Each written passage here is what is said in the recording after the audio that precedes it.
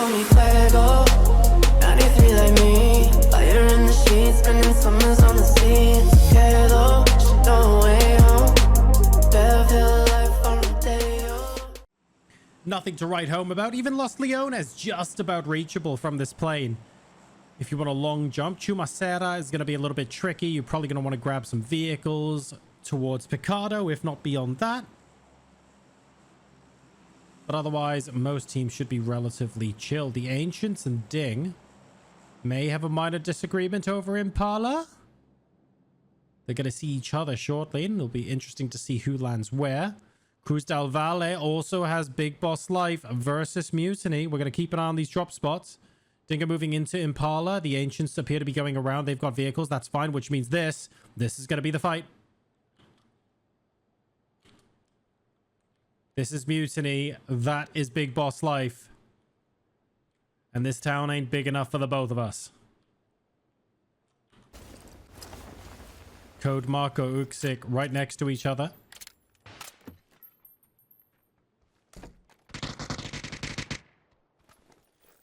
Mitralius gets Lyosh to begin with. Micro Uzi found for Code Marco. Smash now moving up. Gets Uxik as well. 2 down now. Needs the vest. Oh my god, they need the vest and the helmet so badly. And Smash will get bandaged as Laosh lies there, unfortunately. Danimon a little bit too far away to help. Mert actually has oversight from the church. If Mert's able to loot up quickly... Oh! If Mert's able to loot up quickly, and Kerthunk 3x on the Mini 14 just as the caster says it.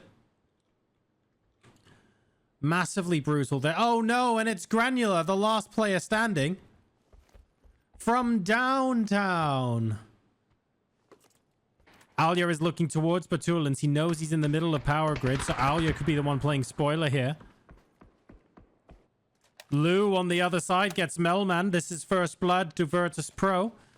Navi are holding siege on the outside. The longer you hold a siege, the more time you give for somebody else to get a flank. Batulans gets a second knock, and Virtus Pro now have to be pushing out. They know that it's a 4v2. Flashbang downstairs. Are we going to see a leap down? The more conventional route.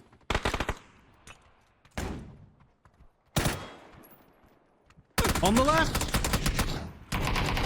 Example gets 1. Example gets 2. That's big. Example gets 3. Example gets 3 before going down. And that was huge. Alia actually with the SLR getting Example there, but I'm guessing there were other players right next to him. Alia going to do his best to make his way in now. Lou picks up Spyro. Plus W very close to dying now. Alia won't be able to save plus W. Might be able to save Example if he wins this fight. I don't know how.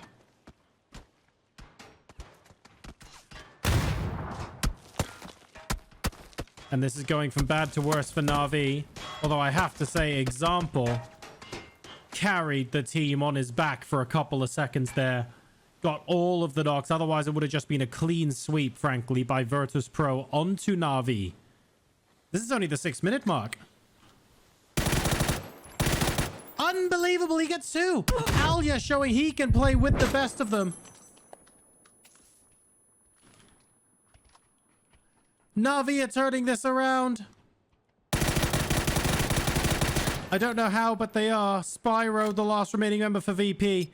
VP will have thought that they had several opportunities to finish this off with 3, maybe even 4 alive.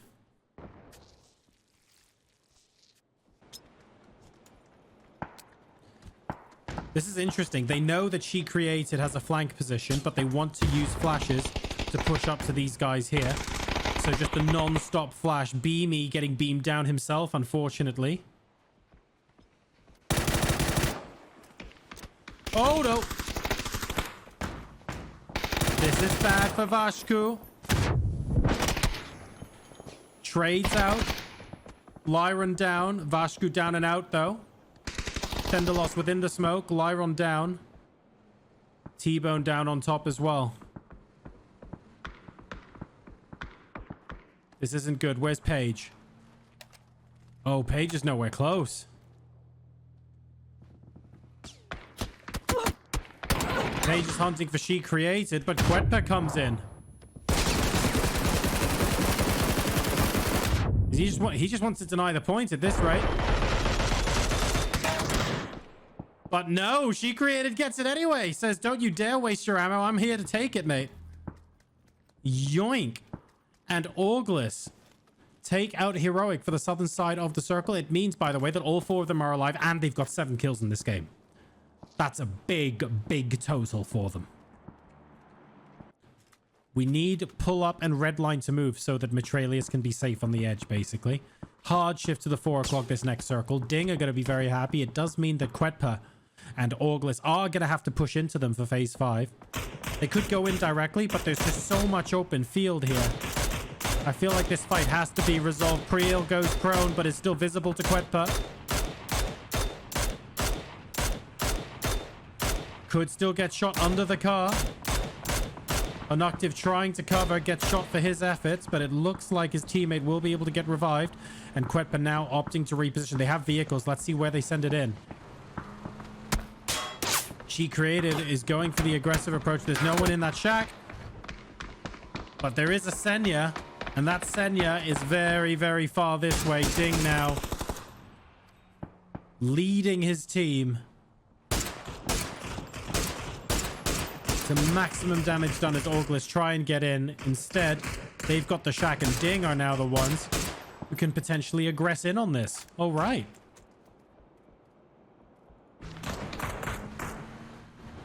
Redline attempt to thread the needle. They're getting very close to Pull Up.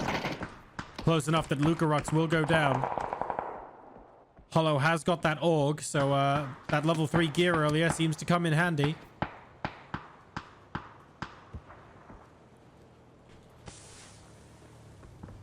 ELZS is down. And Hollow is very close to 2 members of Redline. Sambty might be able to get a little bit of an off angle. That is a potentially great nade. That is a fantastic nade. 41 and 31 damage respectively. Here's the follow-up. And Redline eliminated. It's actually Laza who gets the final hit onto QB, but Redline just a little bit too exposed in that position. Supermassive Blaze here doing a fantastic job. Look at this. They're not stopping. They've got these buildings. No one else can move in towards them.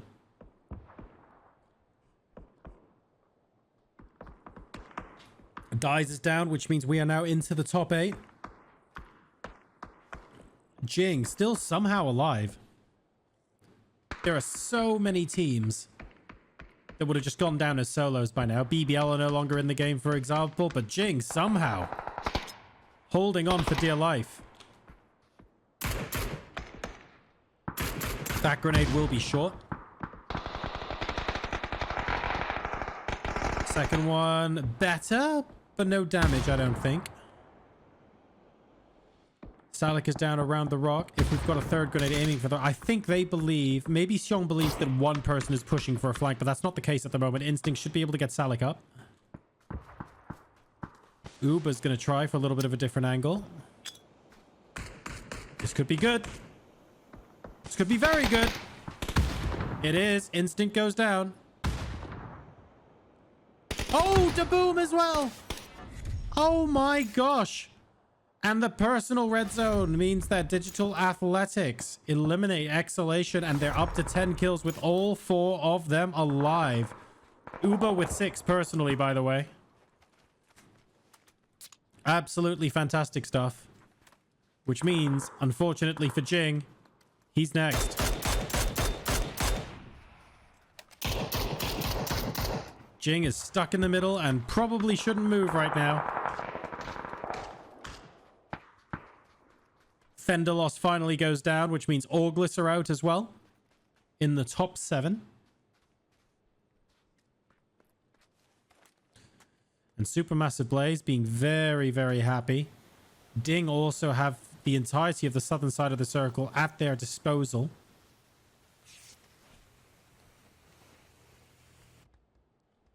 I think it's going to be Laza versus Pull Up. It's how close Pull Up can get and what they can do from this ridge line against Supermassive Blaze. I'm pretty sure that's how this game is going to be played out. This is their team's best opportunity to grab Blaze. We've also got Ding taking positions ever so slightly closer. Senya and Biestoloch have a good chance, actually, to third-party both of these teams. Jing finally goes down. It's BLZS who gets him. 5 teams remaining. Supermassive Blaze are getting sandwiched just a little bit. They don't realize it just yet. Oh, Lipson. Lipson spotted, I think, by Senya. You must know. He does know. That's a really good couple of shots there. Senya has no helmet at the moment, but he might be able to pick one up off of Lipson. That was a good attempt at a flank, but it was well spotted.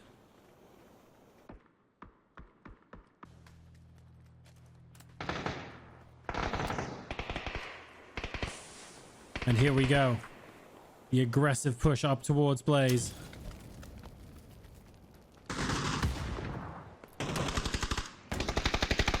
Apocalypse getting hit full force by that Molotov. What a great grenade. Not quite enough, and the heal there will be sufficient. More Molotovs coming in, but Pull Up are on the other side, and Blaze are getting sandwiched. They are the cheese in the sandwich. And right now they're Swiss cheese because they're full of holes. Apocalypse and Laza doing their best to hold on for as long as possible, but the truth is, Pull Up and Digital Athletics are putting so much pressure onto them. Ding coming in on the other side as well. This is quite literally becoming a 4-way fight. Biestoloch gets Laza, and Blaze, unfortunately, a little bit too far for this duo to necessarily take it home. Ding up to 7 kills. Digital Athletics now getting fired on by the other teams too. Apocalypse holds his own against Pull Up. This is all playing into the hands of DA and Ding, by the way. It's a 3v3, v3v1. And it's literally Apocalypse versus the world. Ding is trying to quietly push in onto Pull Up. And they don't need Blaze interrupting this fight, but that's exactly what's going to happen. Only Biestoloch now alive. Here comes BLZS.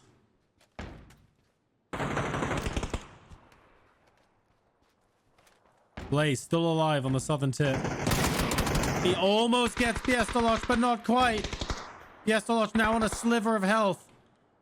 Blaze out in 4th place. Ding with 1 player. Pull Up with 1 player. Digital Athletics with 3.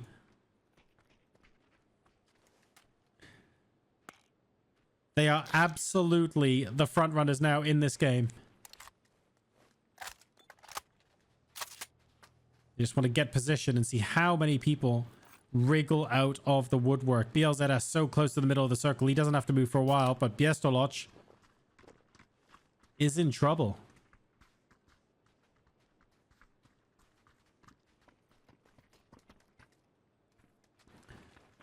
Two and a half minutes till the circle becomes a point. This is phase 9 after all.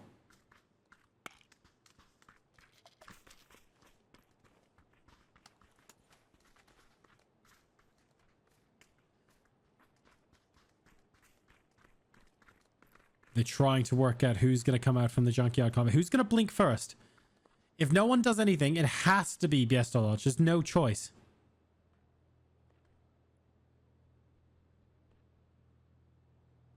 But then what?